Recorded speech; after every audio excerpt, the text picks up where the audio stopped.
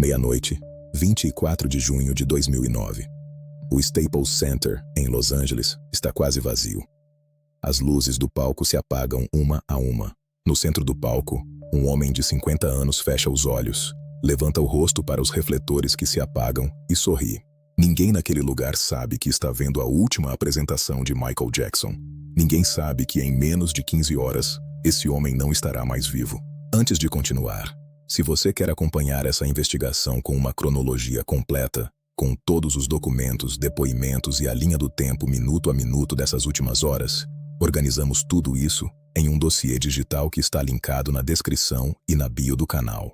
É o material que usamos como base para esse vídeo, reunido em um só lugar para quem quer se aprofundar de verdade.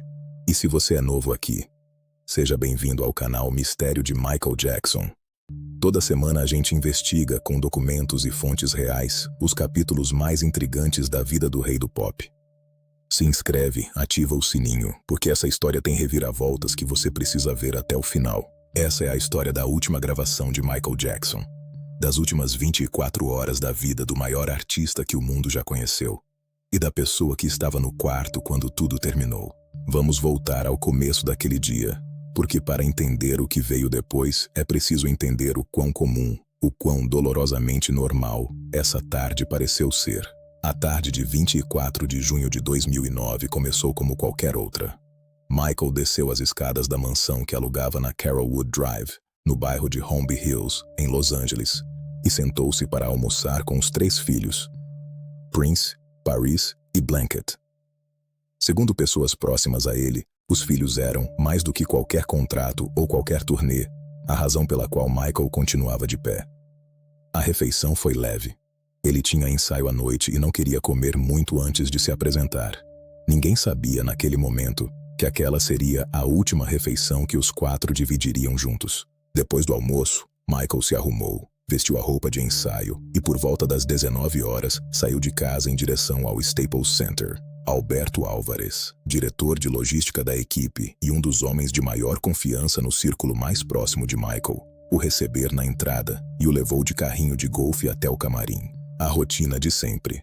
Nada sugeria que aquela noite seria diferente de qualquer outra, mas era diferente. Naquela noite, pela primeira vez em meses de preparação, a equipe do This Is It faria o ensaio completo do show, do início ao fim. Dorian Holley, diretor vocal de Michael e colaborador havia mais de 20 anos, descreveu esse momento como um marco, o ponto em que tudo o que vinham construindo finalmente ganhava forma completa.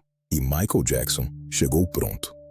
As pessoas que estiveram naquele ensaio, dançarinos, coreógrafos, produtores, descrevem a mesma coisa, de formas diferentes. Naquela noite, Michael estava brilhante. Travis Payne, coreógrafo e diretor associado do show, que trabalhou com Michael por décadas, disse depois que dava para ver a confiança dele crescendo a cada dia, que fisicamente ele conseguia fazer tudo o que queria fazer, e que isso simplesmente saía dele de forma natural. Kenny Ortega, diretor do show, e outros membros da produção, relataram a mesma impressão. Michael parecia empolgado, presente, sem sinais de cansaço extremo. Um executivo da gravadora que passou por lá naquela tarde para tratar de outro assunto, ficou para assistir ao ensaio e comentou depois que Michael parecia estar em ótima forma. O ensaio terminou perto da meia-noite com a apresentação de Earth Song. E é aqui que está o momento que milhões de pessoas já viram na internet. O momento que aparece no documentário This Is It, lançado 4 meses depois da morte de Michael. A última gravação conhecida do rei do pop em um palco. Ele fecha os olhos, levanta o rosto, sorri, enquanto as luzes se apagam ao redor dele. Aquele sorriso foi a última coisa que o mundo viu dele em cima de um palco. Quando o ensaio terminou, Michael se despediu da equipe, abraçou cada um, olhou nos olhos das pessoas. Dorian Holley contou, em entrevistas posteriores, que ao passar por ele, Michael disse: "Eu te amo." Holley respondeu: "Eu também te amo, Mike." Michael disse: "Eu te amo mais. Até amanhã." E Holley respondeu: "Também. Até amanhã." Essa foi a última conversa entre os dois. Michael saiu do Staples Center, entrou na van, e o veículo seguiu de volta para Holmby Hills. No caminho, um pequeno grupo de fãs esperava, como fazia em várias noites, do lado de fora da mansão na Carolwood Drive. Quando a van parou brevemente no portão, Michael abaixou o vidro e deixou que alguns fãs tocassem sua mão. Segundo relatos posteriores de pessoas que acompanhavam a rotina dele havia semanas, a mão dele estava fria, mais fria do que o normal. A van entrou na garagem. O portão se fechou. E quando o segurança desceu do veículo, notou algo que, na época, parecia rotina. O carro do Dr. Conrad Murray já estava estacionado do lado de fora da casa. O médico já estava lá dentro esperando. Antes de entrar na parte mais pesada dessa história, porque é aqui que os relatos oficiais e a evidência física começam a se distanciar, deixa o like nesse vídeo se você já está arrepiado com essa reconstrução e garante que você está inscrito no canal Mistério de Michael Jackson. O dossiê completo está na descrição. Agora, vamos para dentro daquele quarto. De acordo com o depoimento do Dr. Conrad Murray à polícia, depoimento que consta no mandado de busca obtido pelo LAPD, a rotina daquela madrugada foi a seguinte. Michael chegou em casa dizendo estar cansado. Murray iniciou o ritual noturno. Às 1h30 da madrugada do dia 25 de junho, ele administrou 10 mg de Valium. Michael não conseguiu dormir. Às 2h, Murray aplicou 2 mg de lorazepam por via intravenosa. Nada. Às 3h, mais 2 mg de midazolam. Também não funcionou. Às 5h, mais lorazepam. Às 7h, mais midazolam. 6h, 5 doses de sedativos de uso hospitalar. E Michael Jackson continuava sem conseguir dormir. Às 10h40 da manhã do dia 25, segundo o relato do próprio Murray, Michael pediu o que ele chamava de meu leite. O Propofol, anestésico de uso cirúrgico, de aparência branca e leitosa, que exige monitoramento contínuo em qualquer ambiente médico legítimo e que jamais deveria estar em um quarto de dormir residencial. Murray administrou 25 mg de Propofol e se afastou do quarto. É exatamente aqui que a versão contada por Murray e a versão sustentada pela evidência física começam a se separar de um jeito que os investigadores e o júri consideraram insustentável. Murray disse que ficou fora do quarto por apenas alguns minutos. Os registros do celular dele contam outra história. A partir das 11h18, ele fez 3 ligações consecutivas, somando 47 minutos de conversa, parte delas com pessoas de sua vida pessoal, enquanto Michael Jackson estava sedado com Propofol correndo nas veias.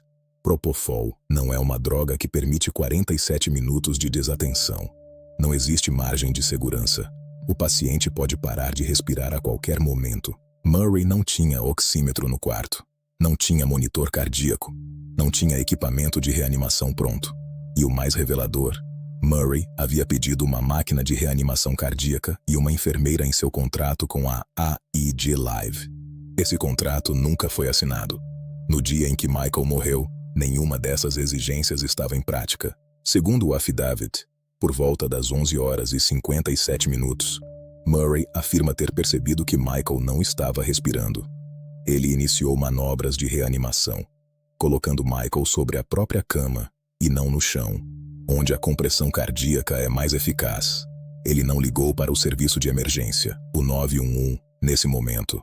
Continuou tentando reanimá-lo por conta própria por cerca de 2 minutos. Foi só depois disso que Murray telefonou para o assistente Michael Amir Williams, e não para a emergência. Williams ligou para Alberto Álvares, que correu até o quarto. O que Álvares testemunhou sob juramento é gravíssimo. Murray pediu que ele guardasse frascos e uma bolsa de soro com Propofol antes de ligar para o 911. O médico escondeu a evidência antes de pedir ajuda. Enquanto isso acontecia, os 2 filhos mais velhos de Michael, Prince e Paris, chegaram ao quarto. Ambos viram o pai imóvel enquanto o médico tentava reanimá-lo. Paris Jackson, anos depois, relatou o quanto essa imagem marcou sua infância. A ligação para o 911 foi feita às 12h22. Paramédicos chegaram e encontraram Michael em parada total, sem atividade elétrica no coração. Paramédicos trabalharam no local por 40 minutos, depois o transferiram para o UCLA Medical Center. Às 14h26 do dia 25 de junho de 2009, Michael Jackson foi declarado morto. O mundo parava. O rei do pop não estava mais entre nós. O documentário This Is It mostra a última apresentação, aquele sorriso final. Mas o que ficou fora do corte final foram centenas de horas de material bruto, ensaios e momentos que a equipe registrou.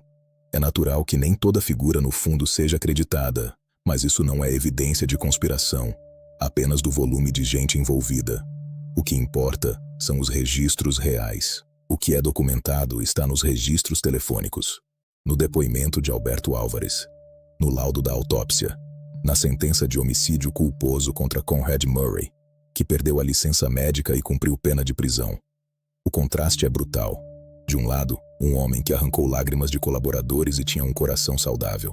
Do outro, um quarto sem monitoramento e evidências escondidas. Essa última gravação, esse último fechar de olhos, esse último sorriso, ficou sendo o único testemunho que Michael Jackson pôde deixar daquela noite.